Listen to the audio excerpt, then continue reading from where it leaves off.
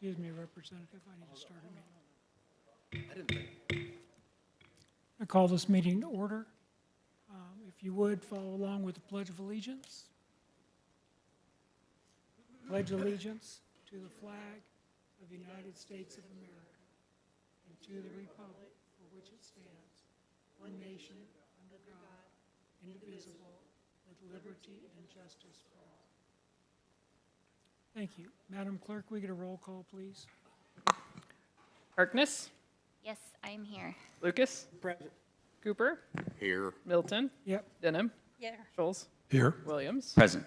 Your Honor, you have a quorum. On our agenda is discussion of the City of Branson's 2027 legislative priorities. This is a continued discussion from the July 14th, 2026 and August 11th, 2026 study sessions. And so we'll get a report from Alex. Good evening, Mayor and Board. This is the third continuation of our study sessions for the legislative priorities for the city. This conversation includes both state and local priorities. In the past, we've gotten through all of the state priorities and the majority of the local legislative priorities, and this evening we'll be finishing up discussion on the remaining city legislative priorities.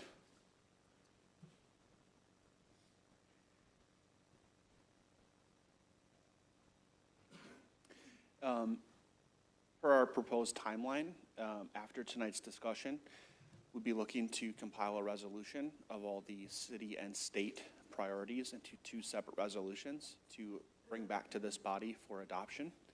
That would help guide the next legislative session at the state level, as well as guide the local legislative session for the Board of Aldermen to champion these ideas. We went through a number of these last time, and we'll resume where we left off.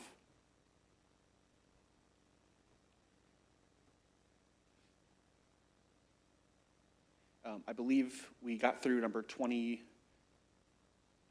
we were in Highway 165 sidewalks. The next legislative item on the list was Opportunity Zones 2.0. A number of you had reached out regarding this item, and so I'd like to turn over to the board for those that sponsored this item to give an overview. Did we not end at 19 on the list?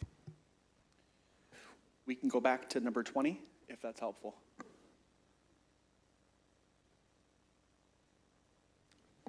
Would the board like to go back to number 20? Thank you. Okay, these are, I think we stopped right before 19 on the last meeting, and I know that we can zoom through these next three at least very quickly. These are some of the ones that I submitted. But Highway 165 sidewalks, I'm just gonna read what I wrote for this. Highway 165 serves far more than vehicle traffic. It connects residential neighborhoods, schools, businesses, attractions, and employment. Yet portions of the corridor provide no safe pedestrian infrastructure for the people who walk, bike, or otherwise travel without a vehicle. We have actually already made very meaningful progress towards getting the sidewalks along Highway 165 recognized as a transportation priority.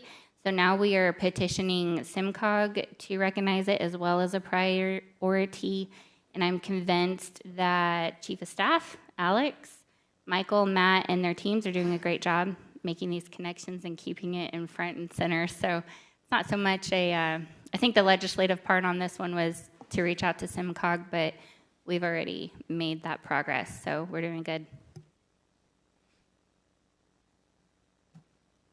I'll go ahead with opportunity zones. I put that one up there as well. With the emphasis on Highway 76 and how obviously it's important, the corridor and the blighted area of it. As Missouri moves through the process of identifying its next opportunity zones, Branson should always actively be advocating for the governor to select the proposed areas that we submitted. And one of those includes the Highway 76 corridor.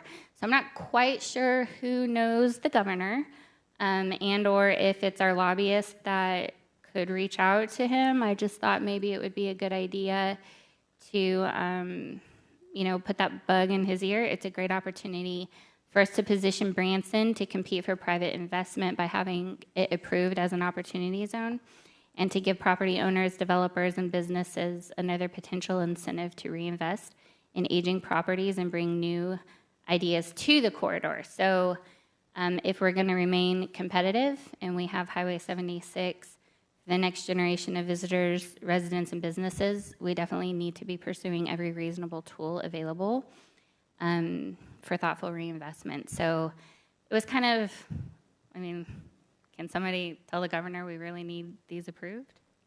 I don't know, but if we can, we should. Okay, what's next? The following three items were added as part of our last meeting. Clay, you may want to jump in on this one. I know this is something that's been a priority of yours. The Tunnel to Towers program, we had explored recently this program, and I think, Clay, you had asked at one of the meetings to have this included on the list.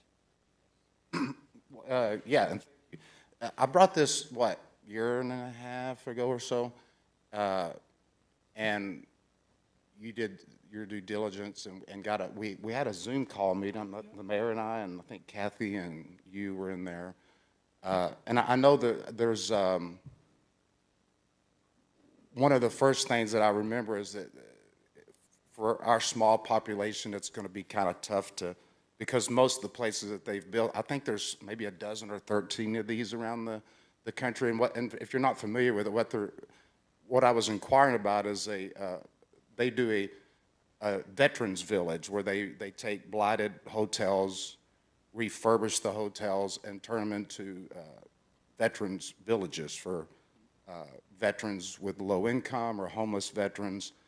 And it's all, income based and this and that, but it's really a great opportunity.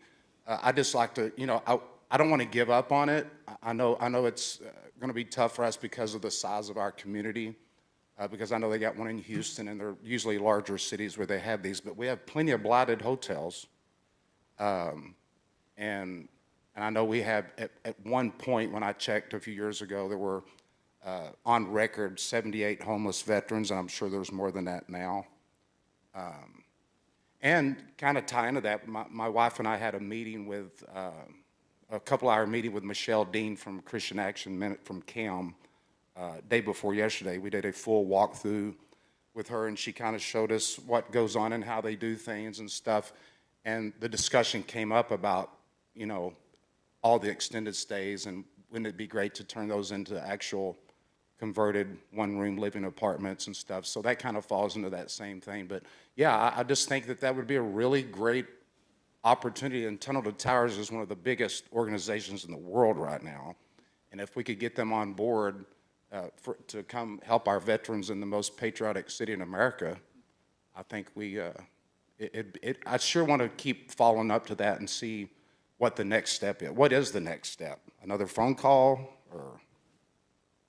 Yes, we could pursue another phone call. We had identified a 5-acre tract of land. They tend to look at 5-acre tracts of land that are easily developable to place their veterans village community on.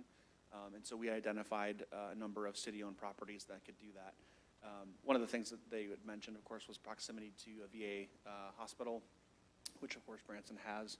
But population size seemed to be one of the drawback. They have a ton of communities approaching them, and, of course, they want to have the support assets of maybe a larger municipality. So that's just something that we could push further and further explore with them. But yes, probably a phone call and maybe a little bit more firm set of plans and a tangible offer of maybe a land donation or something to that tune. Okay, well, thank you for that. The next two items, I believe Alderman Williams submitted, and I can turn it over to him to explain. Thank you. Yeah, so number 23, when we're looking at, I know we're doing comprehensive review of planning and other things. This came up through a couple of different aldermen, actually. Particularly the last one was in Ward 2. But just defining what terms like adjacent property, light nuisance issues are. So like it's called out in several areas in the code versus like, is it a security light that shoots across the street? Is it, what does that look like? Because you don't want government coming in and enforcing absolutely everything, but just clarity of what the term means in the code. So again, I don't know that this one independently will carry its own legislative priority, but it's something, as we're doing maybe the grander scheme of things review, something to discuss with the team and the planning department. And then the last item, I believe during the last study session, we had a discussion as a group about Branson's past with this topic, and that if there's a desire to move forward with something like that, they're going to need a head nod prior to the legislature going to pre-filing, and so it'd be a timely way to go about adding that to our list if the colleagues here were agreeable. It didn't seem like anybody was opposed to the idea during the last study session, so I figured it should be on the list so that we can take some decisive steps towards that for pre-filing. I agree with that, Alex. I know that there was an attempt of this 6-8 years ago, and at the time, the Board of Aldermen, they approved this, and when it went to the state denied it. Yeah. So years have passed. It makes sense. I think it's viable to be on our state priority list for our legislation. I think the way to start this, though, would be to have a study session to get and advertise it so we can get our citizens' input, because this is, in my opinion, should be a citizen-based decision whether we want to go this route. It's involving liquor sales in Branson. So maybe what we'll do is we'll get Becky to present to this board what the description of what it is that they were going to be requesting. And then I still think we need to have a study session to get community input. Glenn? Yeah, I would say the other thing we should do in conjunction with that is at least outline what the local ordinances would be that would enable this, because we do not have code right now to deal with this type of issue on a permanent basis. So, for example, we're not going to allow it in the parking lots. We're not going to allow it on the boardwalk. We're not going to allow it on the access roads, and that, they have to have sufficient security or perimeter control in some fashion to ensure that that happens. And I think the other thing that would be a question of the community is what hours will this be allowed for? And, that would be another ordinance overlay that we could, I think at least outline so that we're sure that what we would envision and what the landing is envisioning and what the community thinks this is would all kind of align. That's good, Glenn. I think those are all the things that Becky would bring up during her presentation, and those would be the same things we would address during the study session. Ruth? Thank you, Mr. Mayor. I believe that the Branson Landing is currently zone plan development, so it would just need to be an amended, because it is an overlay, and it's an existing overlay, so it would just need to be amended on whatever is decided for changes. Yeah, and I'm not sure, Ruth, but I think it needed state approval because it addressed our liquor laws. Yes, but all the other items that were discussed Would could be be local. amendment. Yeah, that'd be great. Alex, did you?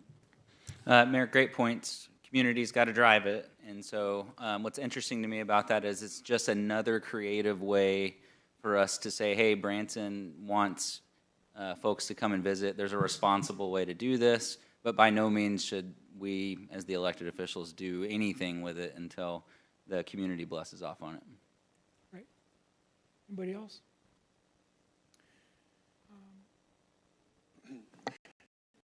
So the next items you've all seen already and have approved your resolution from the chambers. There's been a lot of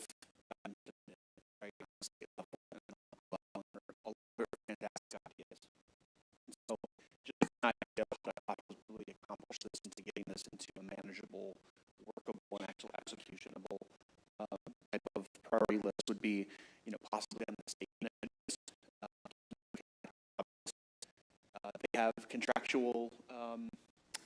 have a relatively small contract with the city, right? And so I think we have to be conscious of that.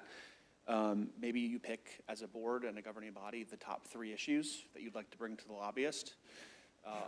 Those are code changes potentially, or maybe a list of additional items that are more policy statements, right? I think the truth in fees bill, if that's something the board supports, that's something the lobbyist can easily work in and not be a full-time issue that they're working on. But if a tourism tax amendment issue, right, for the city's statutory authority for tourism tax, that's a larger burden, obviously, so that maybe fall in one of the 3. But you may wish to approach that.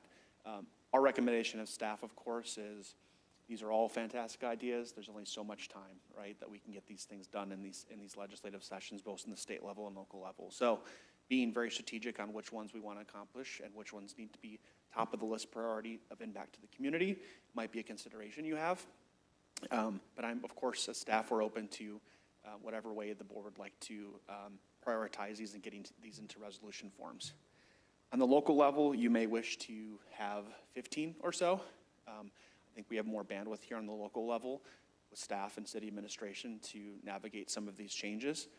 It may also be something that the board wants to divvy out and sponsor as individual aldermen.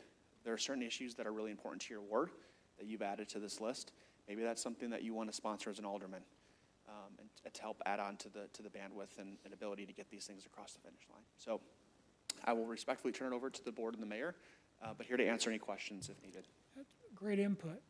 Alex, I think one of the first things we should do is take this list of 24 and divide it into, these are really, I believe, 2 separate lists, intended to be 2 separate lists. One is, what list do we want to sit with our lobbyist and our state rep that we want to go to the state with to make changes, which will be a short list out of this 24. The other items on this list either have been done or they're just decisions for our local board and city administration to work on. So out of the first 24, I think we could quickly go through and just earmark which ones are state and which ones are local. Yes, and I've just pulled up here onto the PowerPoint. These are generally the list of state priorities that were introduced both from staff and from the aldermen and mayor. And so maybe it's as simple as the board leading through and looking to see here, are there 2 or 3 items that the board would like to designate that we can then compile into resolution coming back on September 8th of true policy items. Policy items off this list would probably include the Branson tourism tax modernization, Truth in Fees Act, Local Health and Safety Authority for extended stay, city licensing and health and safety inspection for group homes, ticket seller loopholes, amendment of 94.815 for the permissible uses of the tourism tax. Those are more true legislative statutory changes, and I would classify the rest as general policy support statements. So again, would you remind us on the Branson tourism tax modernization? Correct. That was 2 general areas. One was to adjust possibly the restaurant rate. That was an item of possibly changing the tourism tax. The type of tax, or the collection of tax from ticket resellers. There's also a conversation about changing the spending ratio of tourism versus infrastructure. And then there was also tourism tax modernization to allow the existing tourism tax to include financing the construction of a sports facility. So those were all components wrapped into that one bullet point. So who proposed the change in the ratio?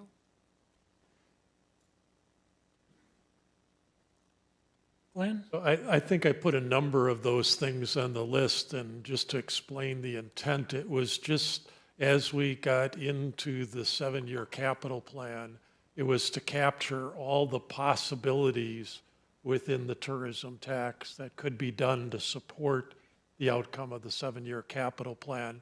So I didn't really intend that all those things would go forward. I really just wanted, because I spent a fair amount of time looking at both the state code, talking with local business leaders about some of the history and what their issues were with the current structure. And I just wanted to capture all the possibilities. I think it would almost be foolhardy to try to do all those, just to be clear. But hopefully, once we get into the 7-year capital plan, it'll become clear what some of our better priorities are out of that list. Just in summary, I think the key policy statutory changes that might be amended may include the ticket reseller issue, the collection of tourism tax on ticket resellers. I think there's also the permissible use of tourism tax for parks, trails, indoor sports facilities, sports tourism. I think also one of the other items in there is possibly changing the ratio of the 75% infrastructure and 25% marketing. I think it's advantageous if you were to go approach the legislature. You may want to address those issues en masse. Of course, every single issue, the ticket resale, you're going to be dealing with different stakeholder groups, different constituencies, right? I think it's really up to this board to decide what component of all those components do you want to address in a possible statutory change, which is the most important that maybe you want to go after this session and in a future session continue to go after. So Alex, I'm still not sure of who's bringing up the ratio, the 75-25, and why is there some rationale of adjusting that? Is there any information supporting that? That was submitted by an alderman, and I would defer if an alderman. Yeah, I think I was the one that submitted that. So it's not a rationale to support it yet. It's just listing again one of the options as we look for funding and how we could achieve some of the things on our longer term capital list. So it's not specific, it's not a baked suggestion, it's just one of those things that we could look at. And I did have some follow-on conversations since we started these study sessions with some people in the community, and one of the things that came out in the discussion was the issue of ticket resellers has to some degree, you know, and I think you've been involved, Mayor, in this, and Clay was involved in this, to some degree kind of shopped around in the past to try to change some of this. And it seemed like the notion that ticket sellers are providing a service rather than selling tickets was the genesis of the divide in philosophy. And if I can just kind of use those words. So, yeah, nice little smile with it. Yeah, so maybe one of the starting points of that is the other bullet that's up there is that, maybe it's not under this one. I'm not seeing it right off the top, but there was a truth in fees component. Oh, yeah. Right?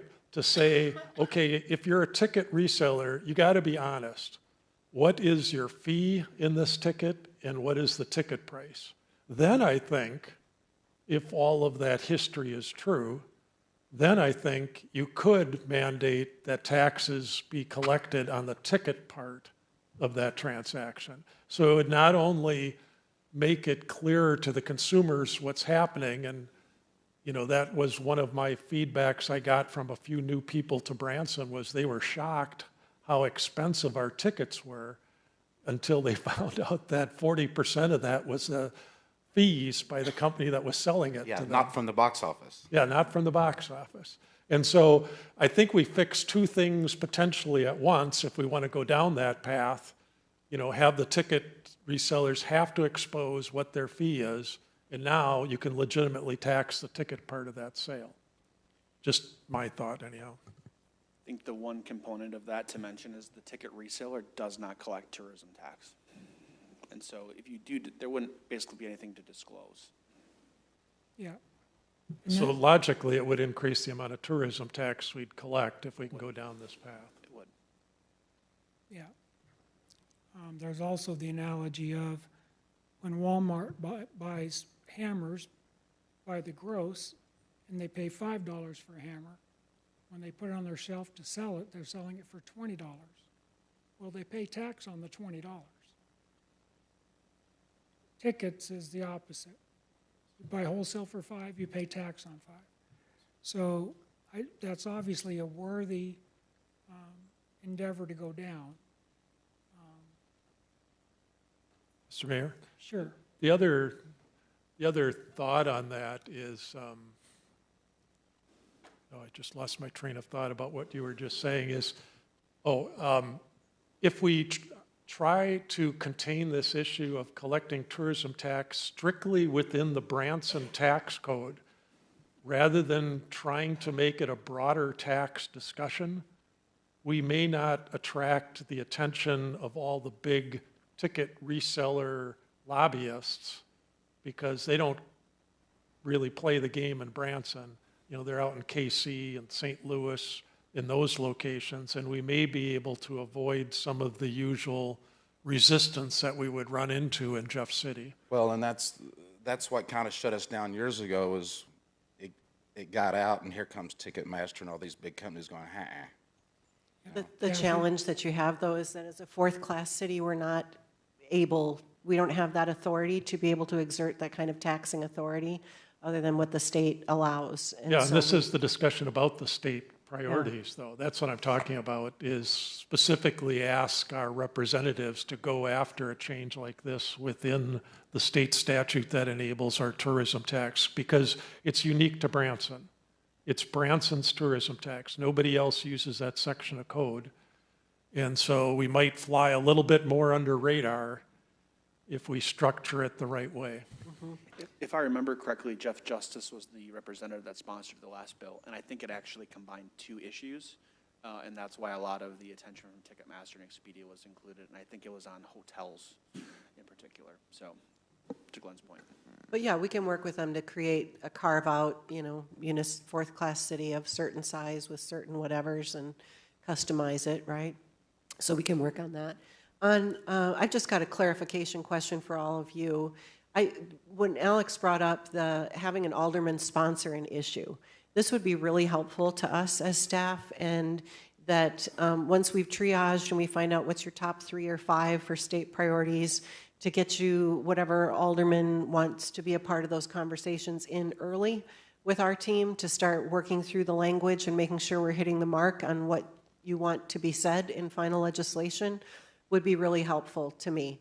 And then I would be assuming that you guys would kind of be bouncing ideas off of each other and kind of gauging support without violating any sunshine rules, of course. But to be able to collaborate with others, and your input from constituents in your districts, or in your wards, would be very helpful to us too. I think we can get a lot of the maybe unnecessary noise out of the way up front by having an alderman sponsor some of these things. So I would greatly appreciate that. And again, if we have constituents that are asking to adjust the ratio, I don't know if the drive is to increase the amount of marketing dollars or increase the percentage of monies going to infrastructure.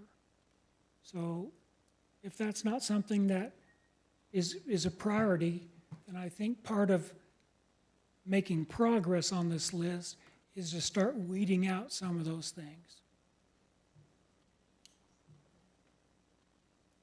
Anybody else?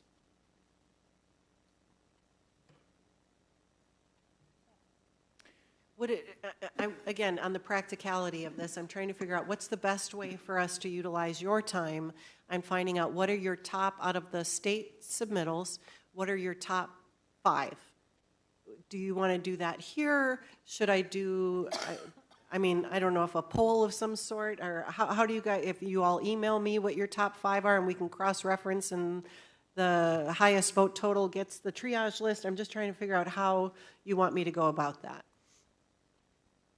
I think the healthiest way would be, since this is a public discussion, is to have these discussions so the public can hear what we're thinking and saying, and we could get input from the public on what directions they would like to see us go. So we have, and I should have started out the meeting at the beginning, but I say this meeting will end at, say, 5:30. So we have time. if you want to start going through, and I'm asking all the aldermen to give their input on which one of these items are priorities and which ones can wait, so we can start narrowing down this list. You want me to hop in here too? I guess, does the board generally support amending the tourism tax? And that might be a first starting point.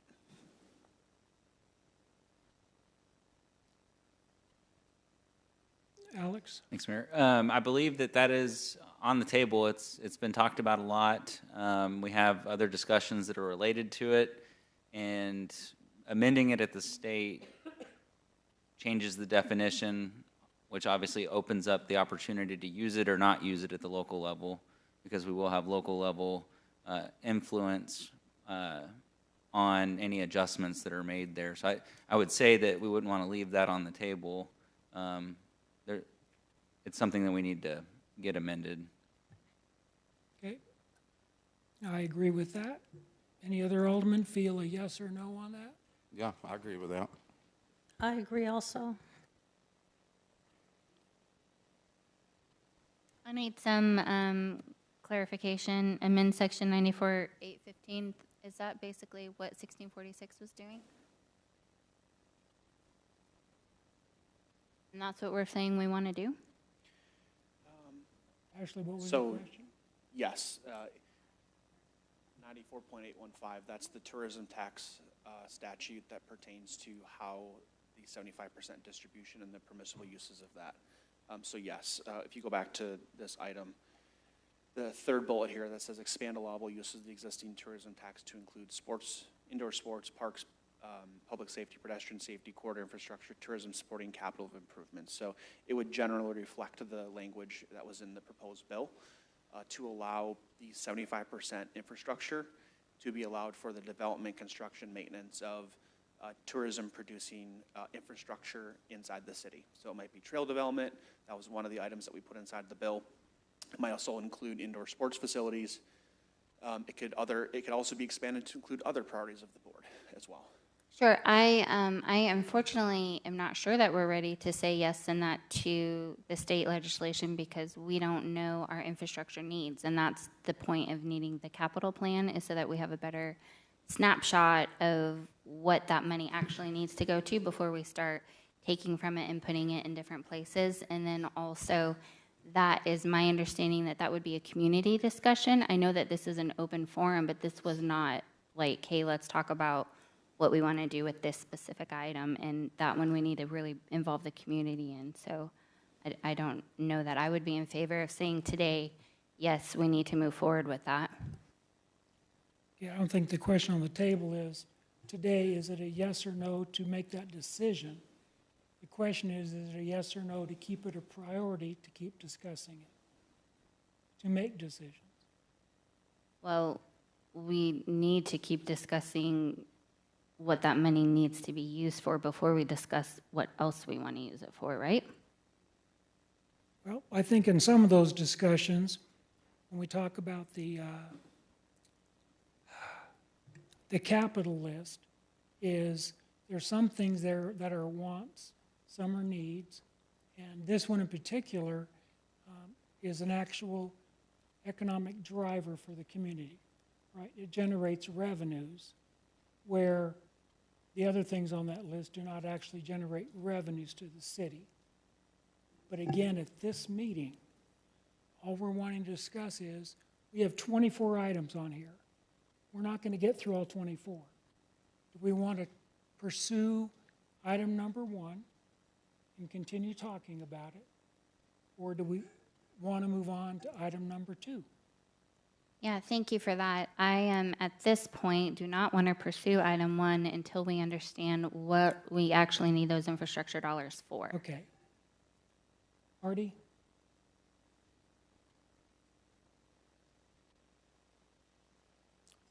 I agree that it's kind of putting the chicken before the horse a little bit. We have discussed at length the utilization of the 75% for different items, including the indoor sports facility. And that is only one of the uses that you have discussed tonight, or that we have discussed as a group. And I have to tend to agree with what Ashley has said, that I am very interested in these different points, but I'm also very interested in the capital plan as to how these monies would be used. So I would say no, I don't want to do it at this time until we know for sure. Interesting. Glenn? Yeah, I'm kind of in the same boat. As much as I've worked on this one, and tried to list out what I think some of our options are, in addition to what was proposed in the past, I just feel that there's two things for me. One, the 7-year capital plan really starts to dictate, where do we need to put our investments as a city? What are our priorities? And then I think that starts to say, okay, now, if those are our priorities, how are we going to fund them? And we're just not there yet. I think the other thing is that, for me personally, I'm waiting for the information about the correction of the tourism fund spending, because we've got an issue where it appears, that we're going to have to correct some fund balances here through the audit process. And I'd like to see where that comes out as well, because we may find ourselves, if I understand the math of it, we probably are putting, as a result of that, would be putting money into the tourism part of the fund and taking it out of the infrastructure part of the fund, which would deplete the infrastructure fund, and I think that would enter into a decision-making process as well when you look at all the other things that you might want to do with that spending. So are you saying that you're waiting to see if funds need to be transferred from whatever it was, marketing to infrastructure? The other way around. It's likely that it'll be a transfer from infrastructure to marketing, which would deplete what we think we have in infrastructure today, which Is that a significant amount? it looks like it's about $1.75 million a year, depending upon how many years it's been operating that way. Per year? Per year. For how many years? It may be a little bit more. There's also a question of the division of the interest income on those funds and how that should be treated. But I think the more central part is the amount that was taken out of the gross tourism fund before calculating the 25-75 split. That amount is about 1.75 per year for some number of years. For 20 years? I don't know. I have no idea. And that's what I'm waiting for the answer. Tourism tax passed Sorry?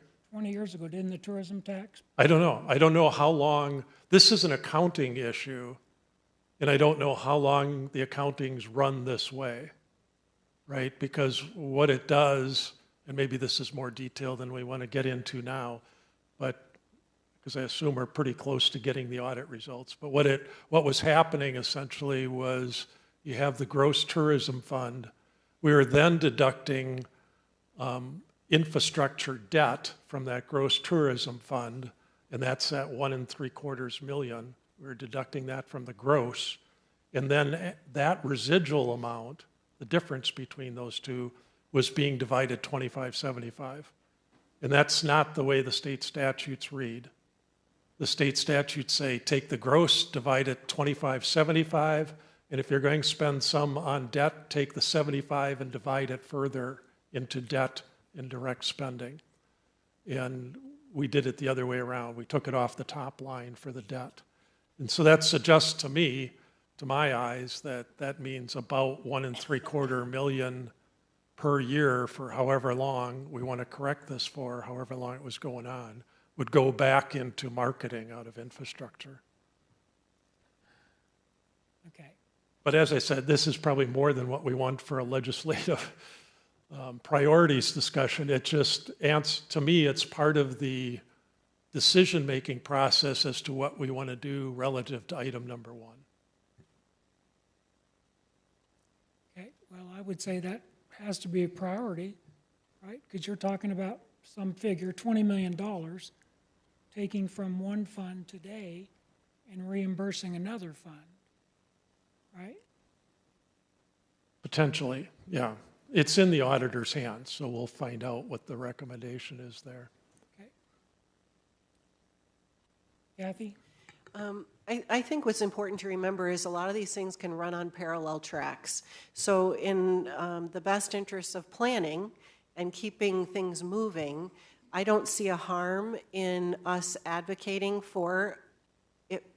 Again, I guess it just depends on how you feel about an indoor sports facility at the end of the day. So, but if you're generally in favor of the city pursuing this endeavor, then there's no harm in having our legislators and our lobbyists work on getting legislation to the floor through committees, getting it signed by the governor if it's able to pass both houses of the legislature. In the meanwhile, we would be having those conversations about what is the 7-year capital plan, what is the split 75-25, was it done right or wrong for the last 20 years? All those things can be rooted out, and then you guys can, even if it passes and the governor signs it, you don't have to execute on that. It's just there if in the future the city of Branson, both the elected officials and the citizens who vote, want to take advantage of that elbow room. So I think in the interest of, you know, just keeping the conversation going in a positive direction on the potential of a sports facility, I would say yes, you should support that. But if you don't want a sports facility or you're just super unsure, again, your check valve is the voters. Actually, you first, before the voters. So you guys would have to say yes or no, even if it passes the legislature and gets signed by the governor. So that gives a little perspective. Yes, Artie? It'd be a lot easier to discuss whether we wanted to pursue this if the sports facility wasn't on the table. Because it appears that that's what we're trying to fund. And if, in fact, we go ahead and send this up to the legislature and they don't pass it, then are we saying that there will be no sports facility? Is that what you're trying to say? Unless you pass a new tax, that's correct. We don't have $4 million or whatever laying around per year to be able to fund something like this, absolutely. And we've all, as Taney County Partnership, and a lot of the conversations that have been had over the years about this, have always said that there would have to be an additional revenue source in order to fund something like this. I don't know of any community in the country that's built something like this and didn't have an additional revenue generator. So yeah, absolutely. And so I guess at the very base level of this, it depends on if you're thinking you could ever support a sports facility, because if not, there's no need to support this. Yeah. Mr. Mayor? Yes, I'm sorry, Ruth. I think we need to remain focused on, yes, we can take advantage of it or not take advantage of it, but to take away the ability to let our voters vote on this, our citizens vote on this. I mean, they're the ones making the decision. We're just giving them an opportunity. If they really don't want it, we won't have it. If they do, which I have heard a lot of people speak in support of this, I mean, I do not want to take that right away from our voters. Very good point. Ashley? Thank you, Mr. Mayor. I may need some more time to process this because when we did the feasibility study, pretty sure I remember the guy presenting it saying that even in the tourism fund, there is not enough money to make the payment for the bond for the sports complex. So there needs to be additional information, or did I understand that wrong? Correct, that is incorrect, unfortunately. The amount of revenues collected every year due to the economic impact driven by the sports facility does not pay for the facility year over year. So an additional revenue stream, a tax, tourism tax, et cetera, could support that. Their analysis at Baker Tilly was to look at the economic impact to the community outside of the building to quantify the projected revenues of tourism tax, sales tax, et cetera, and then quantify that to what could support a payment. Those total to the tune of $300,000 to $600,000 a year. So no, if a bond payment was estimated to be $3 million or $4 million, obviously $300,000 or so of tourism tax collected every single year would not be able to fulfill that entire payment. that was his findings of the report. Thank you for that clarification. Okay. Alex? Thanks, Mayor. Would it be out of line, given how big this topic is? It's 5:20. We want to make sure that all these things that were put in by everybody don't get breezed over, and then we allow the community to come in and have a discussion, in a meeting format that allows them to participate, like on the landing discussion and the tourism tax. Because if not, what we're going to do is, I'd hate to take all of these, jam them into a top 3 type situation, and then in 2 weeks come back and send it into a resolution.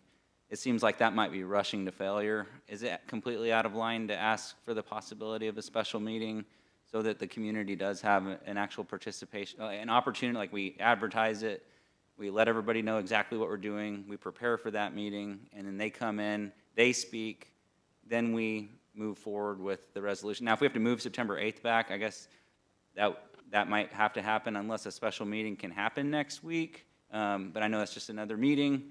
I just look at like pre-filings in December, and this seems like we're not on a trajectory that's going to do justice to this very large list, and the community hasn't had a chance to come up and address these bigger topics that we just spent the last 20 minutes having a discussion about. Yeah. Yeah. Mr. Mayor? So, Ashley? I agree with probably what you're about to say. But as I read through this, and I get that it says tourism tax modernization, I feel like the last bullet point might be the sports complex and the bill, but the rest of them are kind of not that. So like, is this all one thing, or could these be separated out as into like individual topics? Alex? They very much could be, yes. They could actually impact different parts of the statutes.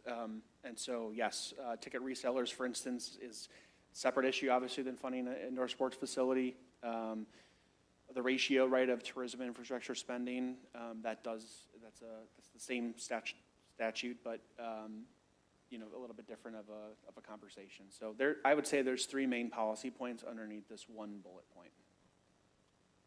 Policy issues to address. I agree. So it's kind of weird to say yes or no to item 1 when it's kind of like 3 parts. So maybe we even break it out so that can help us understand what we're really not moving forward with and moving forward with. Okay, so Alex, I agree with you, Alex Williams. But I do believe that this board, we are elected officials. I believe this board, it's prudent for us to go through the list, break it down to the items that we think is most important, and then invite the community to discuss those 3. It would be very ineffective to have the community come in and discuss 25 items. No, I agree. I just know that with the amount of time we have available, Yeah. we're going to have to adjust this timeline so that we can do that process because it's warranted. Otherwise, this resolution is going to mean nothing because it's going to have not been vetted. We're going to have made a decision on the fly that we shouldn't make. And so if it means adding a little bit of runway to the adoption of that resolution, as long as it still gives the legislators time ahead of pre-filing, I think that's prudent at this point. Otherwise, we've taken the time to get feedback, and we're now trying to prioritize them on the fly. The community deserves to hear us talk about it publicly, and then prioritize, and then they deserve a chance to give us their feedback on how we're prioritizing. And I think that that's not probably possible by September 8th unless we add some other public meeting opportunities prior to that. Okay, so what do you think, Kathy? Do you think, hate to say this, put this as the 4th attempt on the next Board of Aldermen meeting to once again try to narrow down, or maybe a study session before the board meeting, to again attempt to narrow down these 24 items down to a realistic list for the state priorities, and then get into the local priorities.